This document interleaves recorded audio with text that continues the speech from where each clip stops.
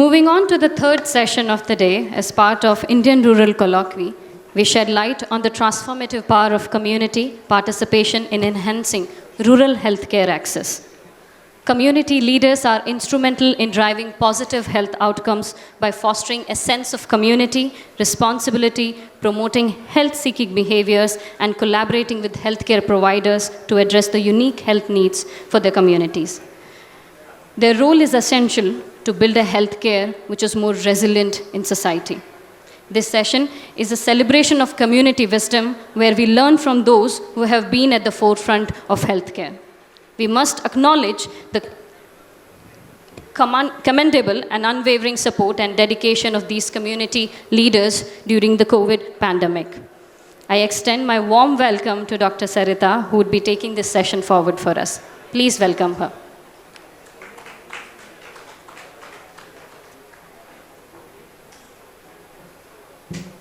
A very good afternoon to all of you. Johar. I would like to invite the panelists for this session.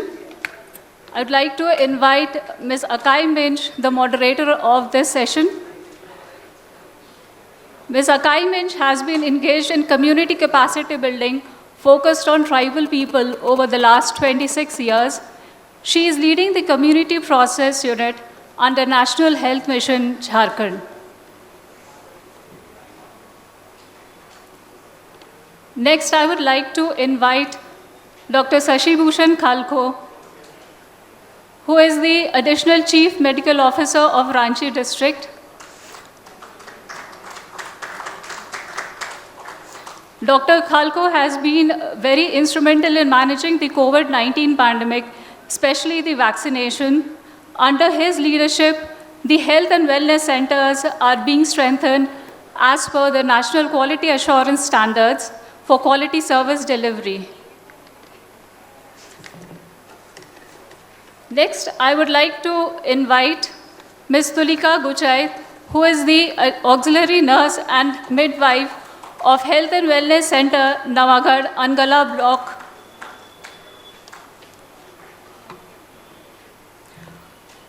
Ms.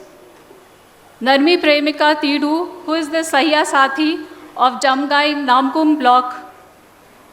Ms. Nilofer Praveen, Sahiya Itki Block. Ms. Savita Kumari, leader of Cluster Level Federation, JSLPS of Purio, Bedo, Ranchi. And last but not the least, Sri Roshan Lal Munda, who is the Mukhya of Sirka Panchayat, Angada Block, Ranchi. Please be seated.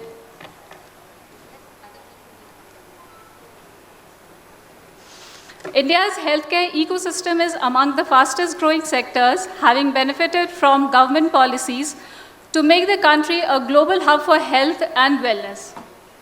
Recognizing the importance of affordable and accessible healthcare, the Indian government has taken proactive policy measures for doorstep delivery of healthcare services.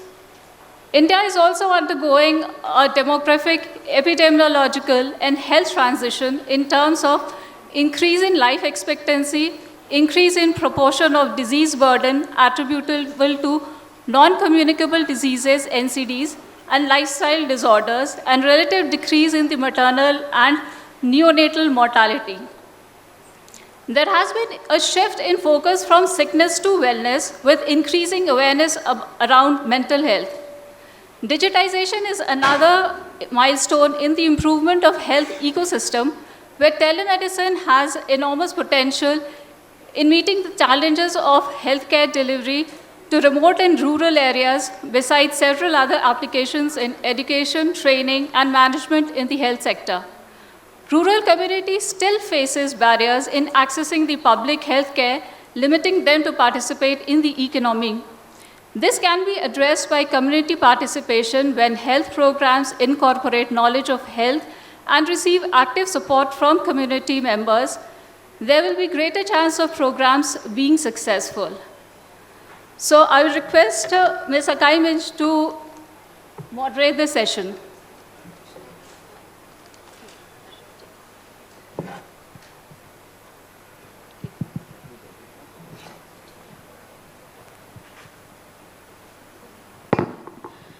जोहार everyone, और आप सबों को भी बहुत जोहार।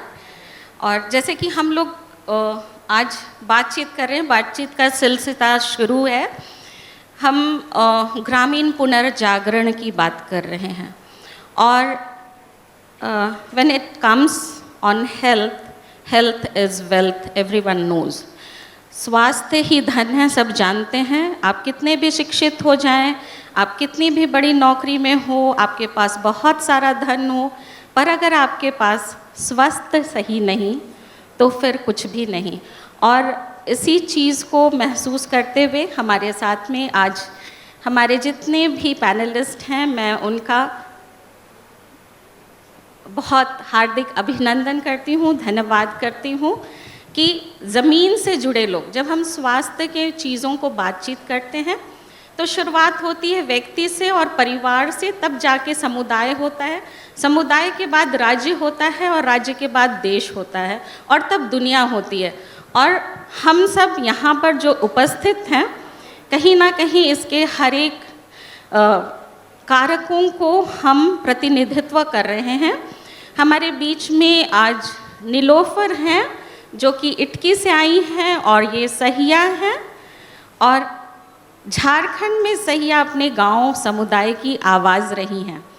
और आप गांव और स्वास्थ्य विभाग के बीच में जैसे एक महत्वपूर्ण कड़ी का काम करते आ रही हैं, तो आप जो हमारे साथ में आज आपके अनुभवों को जानने के लिए और अपने ज़िंदगी में जो वो सीख रहे हैं, उसमें आपके अनुभव से अपने लिए और अच्छी चीज़ों को अपनाने के लिए जो बैठे हैं, उनको आप क्या थोड़ा सा साझा करना चाहेंगे कि गांव में जब आपको चुना गया और स्वास्थ्य के कार्यों को आप कर रहे हैं, और स्वास्थ्य की सेवाओं को गांव तक लाने में जो आप काम करते हैं, तो आपको कैसा अनुभव होता है?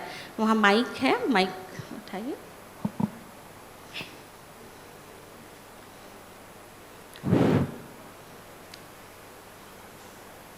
इस जेवियर समाज सेवा संस्थान सभागार में आए सबों को जोहार। धन्यवाद। इस सभा में मुझे आज पहली बार बोलने का मौका मिला, और किसी भी तरह की कमी या गलती को क्षमा चाहती हूँ। मैं नीलोफर परवीन रांची जिला के CSC बेड़ो इटकी प्रखंड के रानी खड़गा गांव की निवासी हूँ। मेरा वर्ष 2007 में चयन हुआ। मुझे पहले से ही इच्छा थी समुदाय के बीच समाज सेवा करने की। जब मुझे समुदाय के लोगों ने वर्ष 2007 में चुना और सहिया का रूप में मैं कार्य करने लगी। ठीक उसी तरह शुरुआती दौर में मुझे बहुत सारी परेशानियों का सामना करना पड़ा, क्योंकि मैं भी स्वास्थ्य सेवा से उतना अच्छा लगाव नहीं रखी थी और न जानकारी नहीं था। पर समय समय पर हमें प्रशिक्षण दिया जाने लगा और मुझे काम को करने में आसानी हुई। मैं लोगों तक, समुदाय के लोगों तक स्वास्थ्य सेवा पहुंचाने की काम की और एक कड़ी के रूप में हूँ। दीदी, आप ये बताना चाहेंगी कि जब छोटे बच्चे हैं, बीमार हैं, या उनके टीकाकरण की ज़रूरत होती है, तो आप गांव में जाके कैसे समझाते हैं लोगों को? जैसे संस्थागत प्रसव, ANC, टीकाकरण, परिवार नियोजन संबंधी सलाह। जैसे पहले था कि लोग ANC जांच नहीं कराना चाहते थे। कभी कभी तो कोई महिला ATT का टीका भी नहीं ले पाते थे, IFA का टैबलेट नहीं खाते थे। स्वास्थ्य सेवा में उपलब्धता थी, पर लोगों को जानकारी का अभाव था, लोग समझ नहीं पाते थे। लेकिन अभी है कि लोग IFA का टैबलेट खा रहे हैं, ANC जांच करा रहे हैं। जैसे पहले जांच 12 सप्ताह के अंदर मैं लोगों को समझा के टीकाकरण केंद्र में ले जाती हूँ, और दूसरा जांच 14 से 26 सप्ताह के अंदर, तीसरा जांच 28 से 34 और चौथा 36 वीक के बाद कराती हूँ। ठीक उसी तरह संस्थागत प्रसव, पहले लोग प्रसव नहीं कराते थे, संस्थागत प्रसव नहीं कराते थे, घर पर ही प्रसव हो जाती थी। बहुत लोग ऐसे थे कि सरकारी अस्पतालों से डरते थे, जाना नहीं चाहते थे, लेकिन अभी हम सहियाओं के द्वारा लोगों को प्रेरित कर, समझाकर और अधिक से अधिक संख्या में संस्थागत प्रसव कराने में मदद करती हूँ, लेकर साथ में जाती हूँ। 24 घंटे तक रहकर जच्चा बच्चा टीका दिलवा के JSY के अंतर मिलने वाली प्रोत्साहन राशि को दिलाने का काम करती हूँ। ठीक उसी तरह टीकाकरण लोग नहीं दिलवाते थे बच्चे को। खुद मैं ही अपना मिसाल बताती हूँ। मैं मेरी बेटी का टीकाकरण करवाती थी।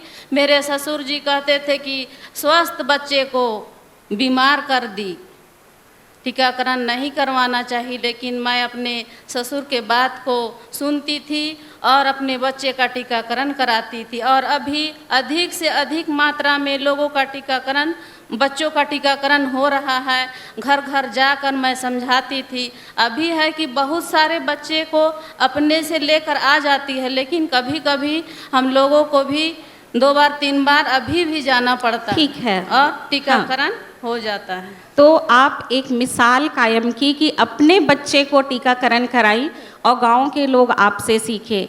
बहुत धन्यवाद। मैं आगे जो सहिया साथी हैं, झारखंड में 15 से 20 सहियाओं के बीच में एक क्लस्टर लीडर है जो सहिया साथी कहलाती हैं।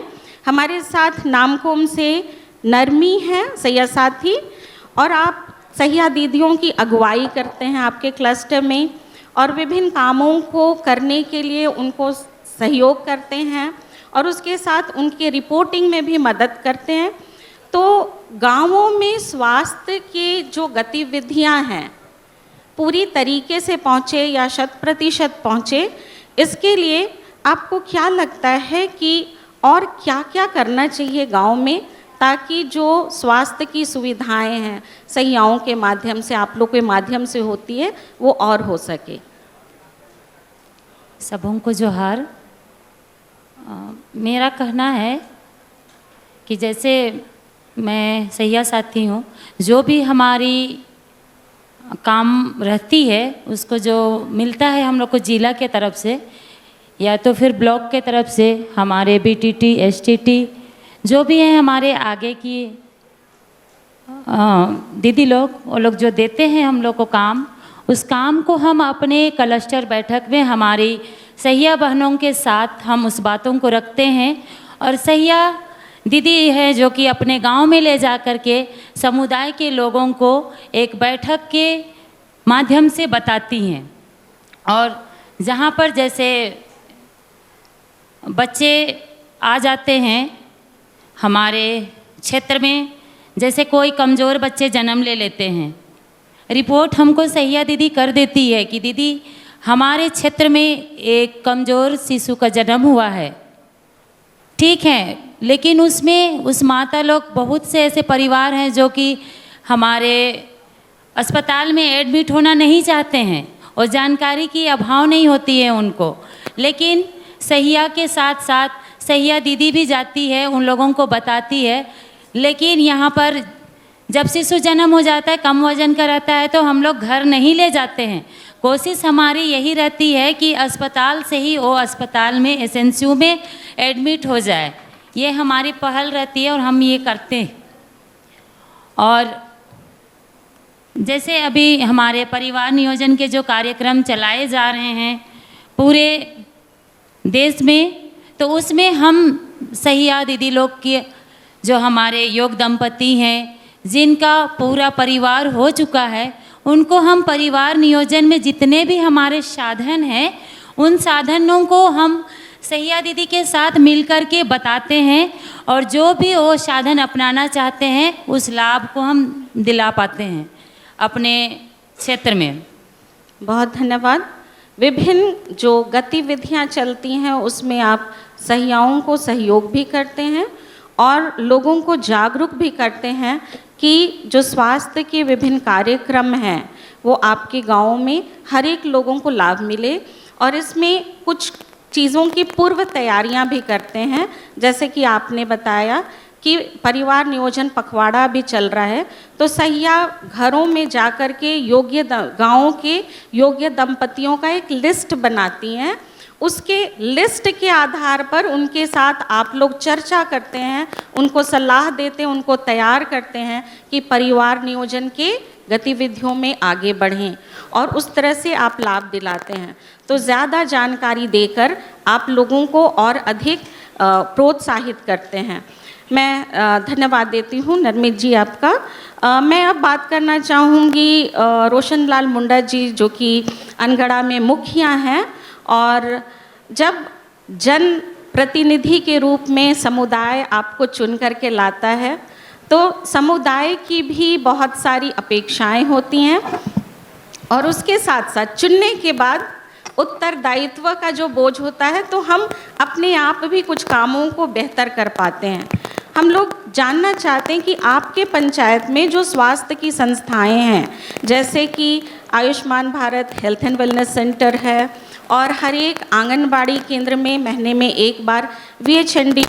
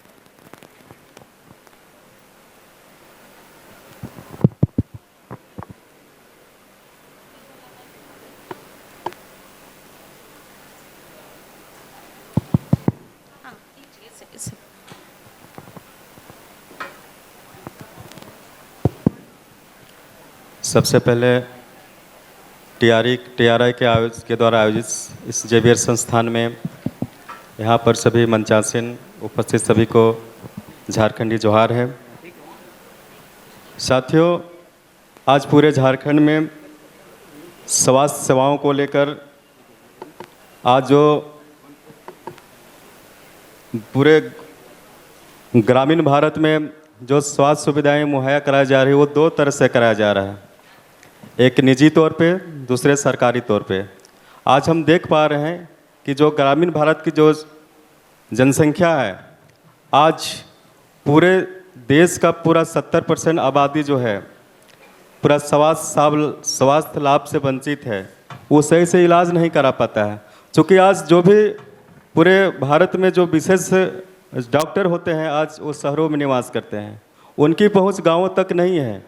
गांवों तक अगर पहुंच है सरकारी डॉक्टर्स की, वो सरकारी कर्मी के तौर पर एक सरकारी डॉक्टर जो हैं आपके सामुदायिक स्वास्थ्य केंद्र में, उप स्वास्थ्य केंद्र में या सरकारी डॉक्टर में वो नियोजित हैं, और कहीं न कहीं वो एक डॉक्टर का जो औपचारिकता होता है, उस औपचारिकता को पूरा कर रहे हैं। आज हम देख पा रहे हैं कि जो स्वास्थ्य सेवाएं जो मिलना चाहिए लोगों को, वो स्वास्थ्य सुविधा को बेहतर नहीं मिल पाता है। क्योंकि आज एक डॉक्टर बन के समाज सेवा, मानव सेवा करने की जो भावना है वो ख़त्म हो गया है। आज एक डॉक्टर का पढ़ाई करने के बाद उनका एक पेशा बन गया है या फिर प्रोफेशनल हो गया है। तो मैं समझ पा रहा हूँ कि जो विशेषज्ञ डॉक्टर हैं वो मैक्सिमम 80% जो है डॉक्टर शहरों में निवास करते हैं और उनकी पहुँच गाँवों तक नहीं है। ऐसे में हमारे ग्रामीण जनता जो उनको बेहतर स्वास्थ्य लाभ मिलना चाहिए, फ्री इलाज मिलना चाहिए, वो इलाज नहीं मिल पाता है। और आज सही इलाज के अभाव में आज सरकारी संस्थान पे वो निर्भर हैं। और सरकार की ऐसे बहुत से महत्वाकांक्षी जन कल्याणकारी योजनाएं चल रही हैं जो लोगों तक जागरूकता कार्यक्रम के माध्यम से, सहिया दीदी के माध्यम से, CHO के माध्यम से, NM के माध्यम से लोगों तक पहुंच पा रहा है। लेकिन ग्रामीण क्षेत्र में जो भी स्वास्थ्य केंद्र स्थापित है या फिर सरकारी अस्पताल हैं, उस सरकारी अस्पताल में ज़रूरी मेडिसिन नहीं होता है, ज़रूरी स्वास्थ्य संबंधी उपकरण नहीं होता है, जिसके कारण लोगों को इलाज नहीं मिल पाता है। आज शहरों में हम देख पाते हैं कि इलाज के नाम पर, जांच के नाम पर महंगा इलाज हो गया है जो हम नहीं करा पाते हैं।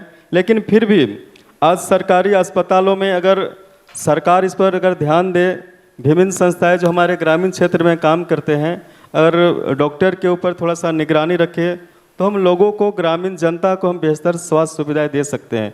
क्योंकि सरकारी अस्पताल में जाते हैं तो उनका जो व्यवहार कौशल होता है ग्रामीण लोगों के प्रति सही नहीं होता है। हम समझते हैं जो भी बीमार हैं और स्वास्थ्य संबंधी जो भी कारण लेके जाते हैं, अगर व्यवहार अच्छा से कर ले, थोड़ा सा बात कर लेंगे तो हम समझ पाएंगे उनका आधा बीमारी ऐसे ही ठीक हो जाएगा। अब बगल में हमारे यहाँ सदर अस्पताल हैं, आप इलाज के लिए जाएंगे तो कोई डॉक्टर या फिर जो रिसेप्शन में बैठते हैं वो आपको सही से एड्रेस नहीं बता पाएंगे, आप पूछते रह जाएंगे लेकिन लोग बताएंगे नहीं। वहीं अगर हम निजी अस्पताल में जाएंगे तो सबसे पहले मेरा रिसेप्शन में जो बैठती है वो इतना अच्छा से बात करेगी, जो विभाग का जो हमको पर्ची कटाना है या फिर जहाँ के हमको जांच कराना है वो सही से बताएगी। तो उनका व्यवहार भी एक मरीज के प्रति, जो बीमार है उसके प्रति अगर सही से व्यवहार कर पाएंगे तो बेहतर स्वास्थ्य सुविधा हम लोग दे पाएंगे।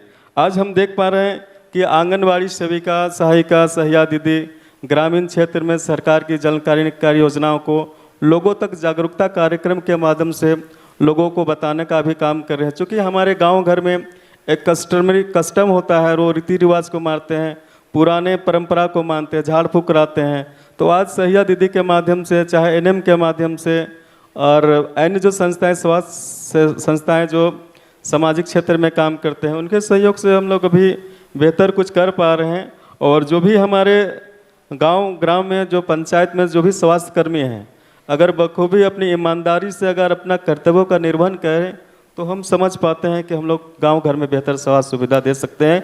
और एक बात अंत में ये कहना चाहूँगा कि जो भी हमारे ग्रामीण क्षेत्र में जितने भी स्वास्थ्य कर्मी हैं, अगर अपना बेहतर काम करते हैं, उत्कृष्ट काम करते हैं, तो उनको भी स्वास्थ्य विभाग की तरफ से सम्मानित किया जाना चाहिए। इससे समाज सेवा करने की उनकी भावना जगेगी और बेहतर कर पाएंगे। और इस तरह से हम लोग गांव ग्राम में स्वास्थ्य सुविधा को बेहतर बना सकते हैं। धन्यवाद। बहुत धन्यवाद।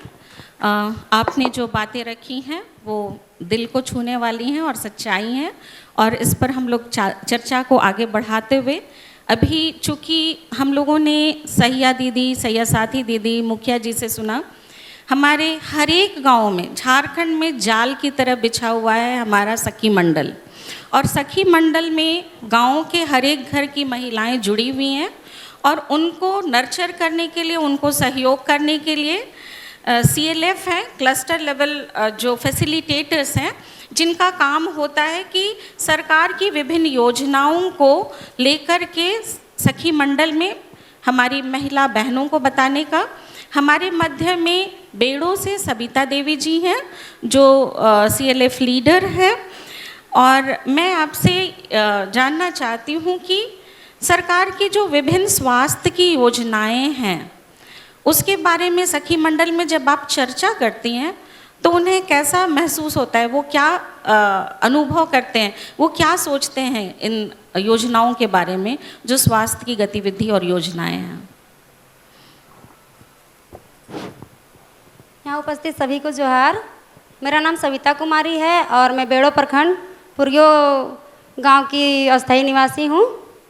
और मेरा संकुल संगठन का नाम है जरिया आजीविका संकुल संगठन, उसकी मैं सक्रिय महिला हूँ।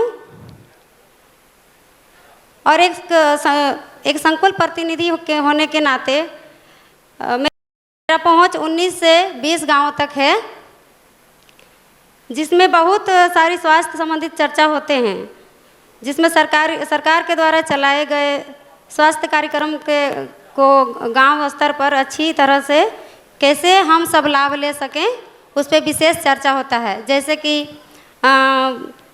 परिवार नियोजन, पल्स पोलियो, कुष्ठ नियंत्रण, स्वच्छ भारत मिशन, एड्स नियंत्रण एवं विभिन्न कार्यक्रम पर चर्चा किया जाता है।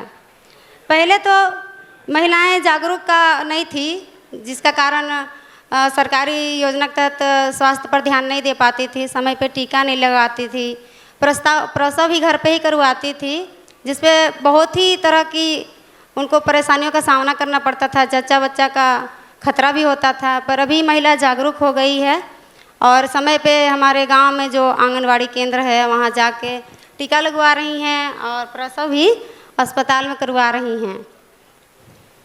और एक है कि हमारे गांव में भी PRP योजना हुआ था, जिस पे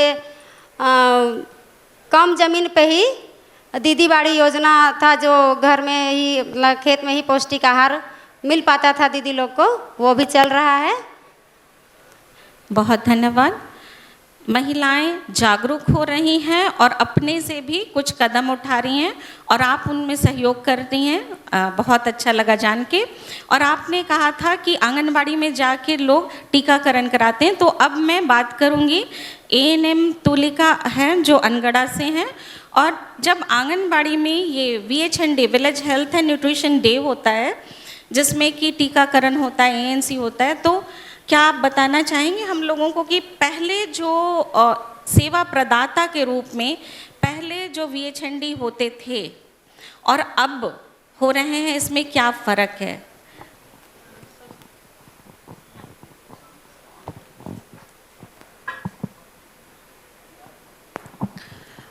थैंक यू, मुझे इस मंच पे बोलने का मौका दिया गया। मैं ज़्यादा दूर नहीं, मैं 2007 की जब बात करूंगी, जब मैंने यहाँ ज्वाइन किया था, पहला ज्वाइनिंग मेरा, तब VHND बोलने से केवल एक टीकाकरण पर ही एक आके नियंत्रित हो जाता था।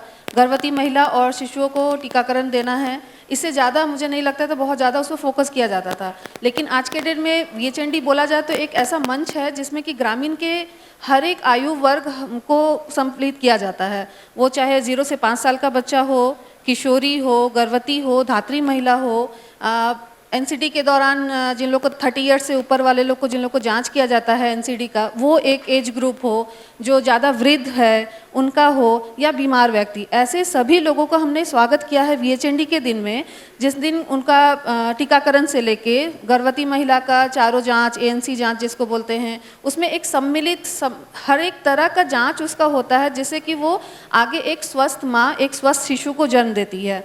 इसके साथ ही साथ 30 साल से ऊपर वाले जिन लोग रहते हैं उनका NCD का स्क्रीनिंग किया जाता है। ये भी हम VHND के दिन में ही कोशिश करते हैं कि वो सारा काम हो। किशोरियों को IFA का गोली और उनका एक जो सैनिटरी पे जो चर्चा होती है, एक सुरक्षित उसको साफ़ सफाई पे ध्यान देना है, उनका वैक्सीनेशन करना है, पोषाहार जो दिया जाता है, पोषाहार भी आज होता है।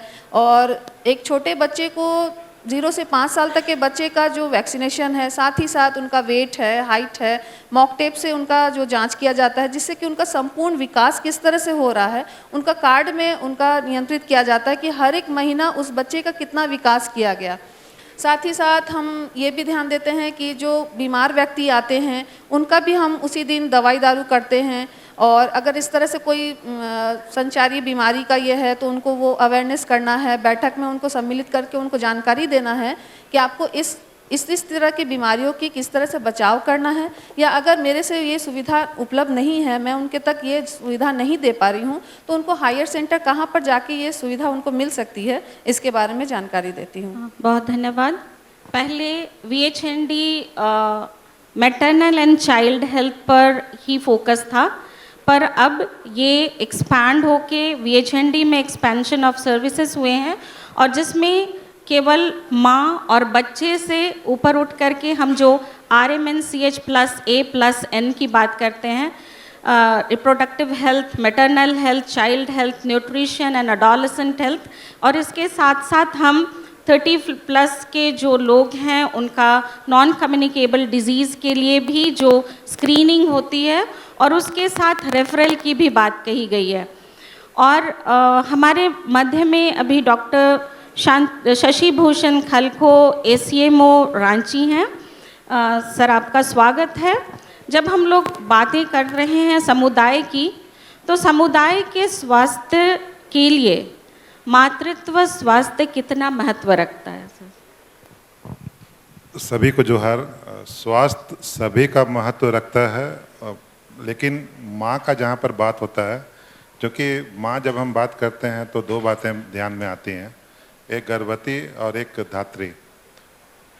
अगर वो गर्भवती है तो अगर उस समय पे माँ का स्वास्थ्य अगर सही नहीं रहेगा तो जो होने वाले बच्चा है उसका स्वास्थ्य पर बहुत ही प्रतिकूल प्रभाव पड़ता है। बच्चा कुपोषित हो सकता है अगर सही तरीक़ा से नहीं हुआ। अगर कुपोषित होता है तो फिर वो अन्य सभी बीमारियों के लिए एक सॉफ्ट टारगेट होता है, और अगर सॉफ्ट टारगेट होता है तो फिर उसके कॉम्प्लिकेशंस होंगे तो फिर डेथ होने की संभावना ज़्यादा बढ़ती जाती है।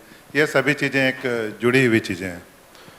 तो इन सभी चीज़ों को देखते हुए सरकार का जो प्रावधान है, जैसे कि सिस्टर ने बताया कि हम लोग ANC की जांच करते हैं। ANC की जब जांच होती है तो पहला काम होता है रजिस्ट्रेशन करने के लिए, ताकि एक पता चल सके कि कितने गर्भवती हैं हमारे यहाँ, क्या कोई ऐसी गर्भवती तो नहीं है जो जांच से छूट गई है।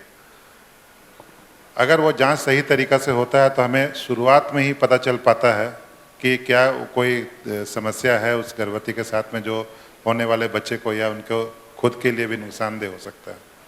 तो इन सब चीज़ों के लिए जैसे हर एक माह के 9 तारीख को जितने भी गर्भवती माताएं हैं या महिलाएं हैं, उनके लिए हर एक CSC में एक विशेष प्रावधान किया जाता है जहाँ पे डॉक्टर रहते हैं और उनकी जांच की जाती है और देखा जाता है कि क्या उनको कोई दिक्कत तो है नहीं।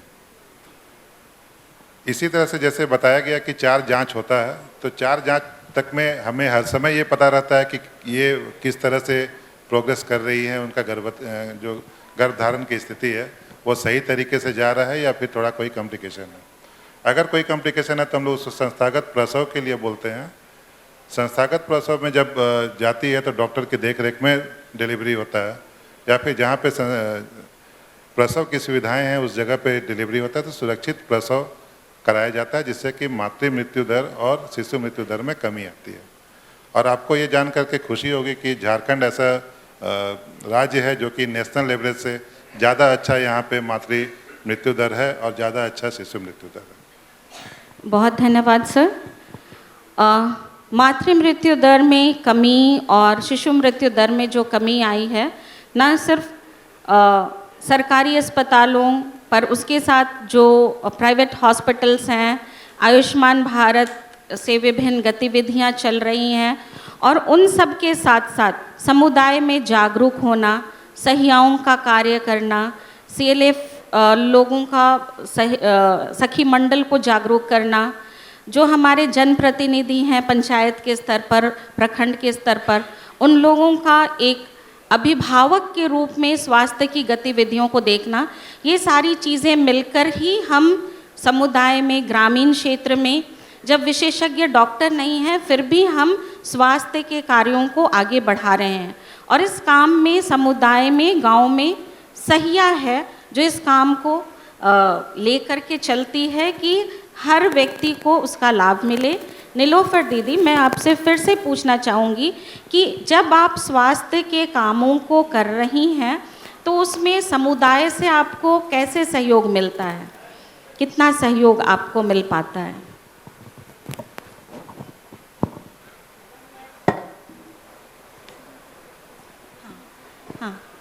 हाँ, हम लोग छोटे 2-3 वाक्यों में बोलेंगे तो अच्छा रहेगा, है ना? जब मैं समुदाय के बीच आप लोग ऑफ हो जा रहा है, आप लोग दबा दे रहे हैं।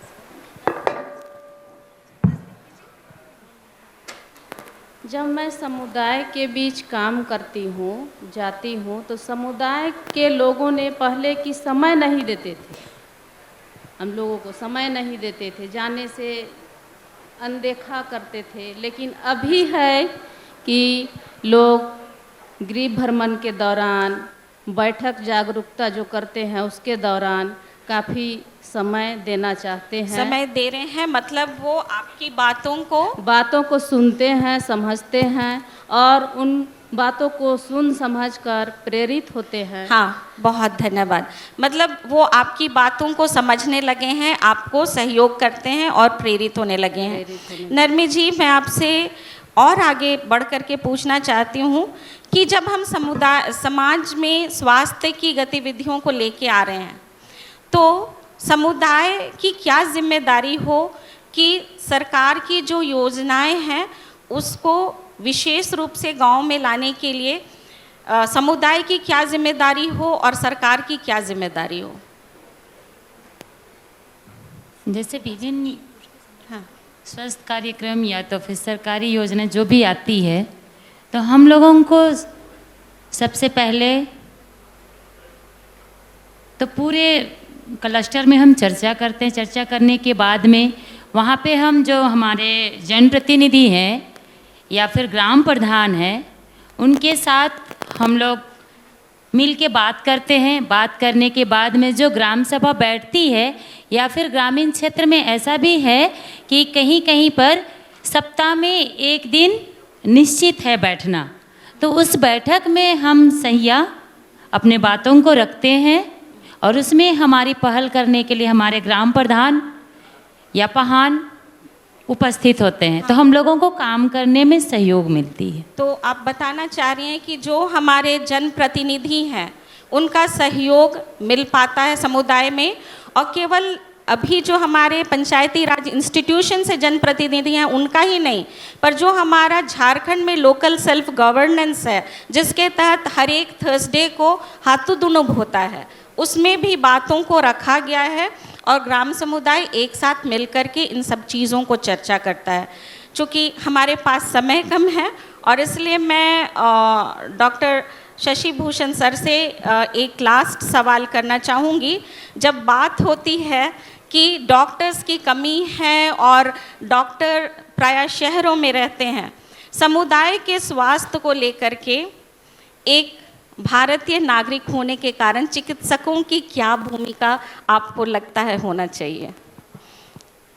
चिकित्सकों की दो भूमिका है, एक है बीमारी से बचाव और दूसरा है बीमारी का इलाज। बचाव के लिए समाज में जागरूकता बहुत ज़रूरी है, जिसके लिए सिर्फ अकेले स्वास्थ्य विभाग से ये काम शायद संभव उतना नहीं हो पाएगा जितना तेज़ी से हमें करना है। इसके लिए हमें अलग अलग विभागों को, जैसे कि हमारे जनप्रतिनिधि यहाँ पे बैठे हुए हैं, जैसे LPS के लोग बैठे हुए हैं, इसके अलावा ICDS है, शिक्षा विभाग है, ठीक है, पीने का पानी स्वच्छ चाहिए तो पेयजल विभाग है। इन सभी विभागों को एक साथ कम्युनिकेट करना पड़ेगा, लोगों से कनेक्ट करना पड़ेगा और लोगों तक सूचना पहुँचनी ज़रूरी है।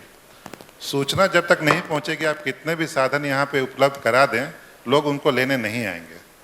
तो सूचना पहुंचाना सबसे ज़्यादा ज़रूरी है, ताकि ये लोगों को पता चल सके कि सरकार हमारे लिए क्या क्या कर रही है, क्या क्या योजनाएं हैं हमारे पास, कैसे उनका लाभ उठाया जा सकता है।